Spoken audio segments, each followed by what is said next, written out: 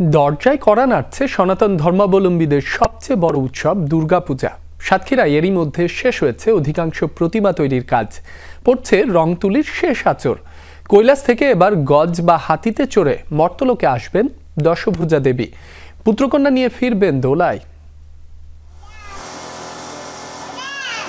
সাতক্ষীরা সদরের ব্রহ্মরাজপুর ইউনিয়নের শাহপাড়া চলছে বিশাল কর্মযজ্ঞ দুর্গোৎসবের প্রতিমা তৈরি, যার মূল উপাদান 100 কেজি ধান। গ্রামবাসীর ভিন্নধর্মী উদ্যোগে সাড়া পড়বে, বাড়বে দর্শনার্থী, এমনটাই প্রত্যাশা আয়োজকদের। প্রতিমাটা তৈরি হচ্ছে সম্পূর্ণ চিনিগুড়া ধান দিয়ে, মানে 100 কেজি ধান লাগবে আমাদের এই প্রতিমাটা কমপ্লিট করতে। ধরুন এই পর্যন্ত আমরা 25 দিনের মতো আমাদের কাজ অলরেডি হয়ে গেছে, আর এখনও শেষ করতে এখনও 3 দিন আমাদের লাগবেই। যেহেতু সময় অনেক কম আর এখনও কাজ আমাদের বহুত আছে, সেজন্য আমাদের মন দিয়ে কাজ করতে হচ্ছে। এলাকাবাসী চাইছিল যে আমরা একটিবার ধানের প্রতিমা তৈরি করব। সার্বিক সহযোগিতায় আমরা এবার আমাদের মনের আশা পূরণ হতে যাচ্ছে। কলারোয়া উপজেলার মুরারিকাটি পালপাড়া এরই মধ্যে সাজানো হয়েছে মূল প্রতিমা মঞ্চ। দেবী দুর্গা, লক্ষ্মী, সরস্বতী, কার্তিক, গণেশ ও মহিষাসুর যা দিয়ে বানানো হয়েছে সেটি আসলে সোনালী আঁশ পাট, তাই রংটাও স্বর্ণালী। আমাদের এখানে প্রতি বছর আমরা নতুন নতুন কিছু তৈরি করার চেষ্টা করি, তারই ধারাবাহিকতা এবছর আমরা নতুন কিছু আনার চেষ্টা করছি। সোনালী আঁশ যেটা বলে ওইটা দিয়ে আমরা প্রতিমা তৈরি করছি।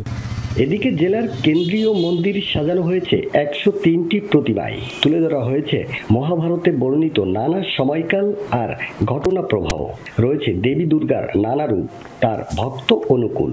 মন্দির কমিটির প্রত্যাশা শান্তিপূর্ণভাবেই শেষ হবে পূজা। 103টি প্রতিমা স্থাপন করেছে, সেখানে প্রতীয়মান হয়েছে আমাদের সত্য, ত্রেতা, দাপর এবং কলিযুগের বিভিন্ন প্রেক্ষাপটের আলোকে। আমরা সবাই হিন্দু, মুসলমান, খ্রিস্টান, বৌদ্ধ, আমরা একসাথে এখানে বসবাস করি, আমরা একসাথে আনন্দ করি। এখনও আমাদের সাতক্ষীরা জেলার মধ্যে কোনো খারাপ কোনো অকারণ হয়নি। যে কোনো অপ্রীতিকর ঘটনা রোধে সর্বোচ্চ নিরাপত্তা ব্যবস্থা নেওয়া হয়েছে জানিয়েছেন পুলিশ সুপার। প্রশাসন আমাদের দিক থেকে খেয়াল আছে, ভালোভাবে খেয়াল করছে বা করবে, এটাই আমরা আশাবাদী। সারা দেশে এইভাবে চলুক, ভগবান যেন আমাদের সবাইকে ভালো করে। আসন্ন শারদীয় দুর্গাপূজা আনন্দময় এবং উৎসবমুখর পরিবেশে, শান্তিপূর্ণ পরিবেশে করার জন্য আমরা জেলা পুলিশ সাতক্ষীরার পক্ষ থেকে সর্বপ্রকার নিরাপত্তামূলক ব্যবস্থা গ্রহণ করেছি। সামাজিক যোগাযোগ মাধ্যমেও থাকবে সাইবার টিমের নজরদারি। খোলা হয়েছে পুলিশ কন্ট্রোল টিম। আকরামুল ইসলাম, যমুনা নিউজ, সাতক্ষীরা।